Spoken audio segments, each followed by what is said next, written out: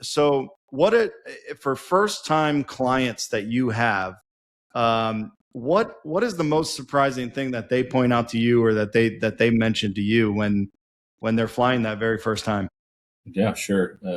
Definitely is a world changing experience, life changing experience to fly privately. And I would say kind of one of the biggest things that first time flyers notice first thing is the arrival when you go to get on a private jet. Is not like going to a commercial terminal. There's no TSA. There's no security checkpoint. There's no like waiting in line to scan your boarding pass. Like you walk up to the FBO desk, and you check in with the receptionist, and then within a few minutes, you're probably walking out to the plane and you're walking straight on it.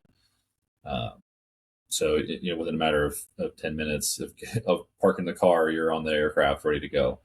Um, Depending on the aircraft you're getting on, like the other kind of surprising thing is that luggage and payload constraints, they're a real thing. Like if you're on a very light jet, like probably not a lot of room to bring as much baggage as you want.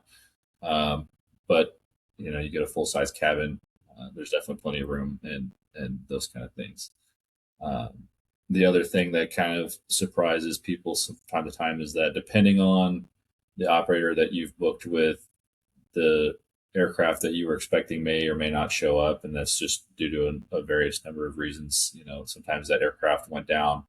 You could have been expecting like maybe a Challenger, and you got a Citation instead. But it's same category of aircraft, just a different kind of outlook and uh, kind of not necessarily expected, but part of my role here is to kind of help with that surprise and give them the heads up. Hey, by the way, this plane that we were expecting to get, something happened, whatever it is, they had a maintenance issue. So we're bringing in a substitute aircraft, but you're going to have a great experience either way. The other thing I would point out too is seasonal demand is a real thing as well. Um, we see it obviously with commercial aircraft as well, but peak travel time, especially around the holidays, major events like sporting events like the World Cup was here, this past couple of months, like demand gets extremely high and it becomes more challenging to secure an aircraft, and pricing is going to go up to reflect that.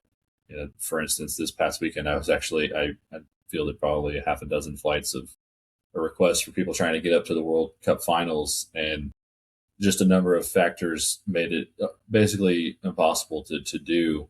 Demand was through the roof, and on top of that, in the area there was weather issues that was already diverting a bunch of traffic, and then there was a bunch of flight restrictions, airspace restrictions up in the area where the World Cup finals were for other reasons completely outside of what was going on. That made it even more challenging to get that. So demand is real, and sometimes it can make it challenging to really support that.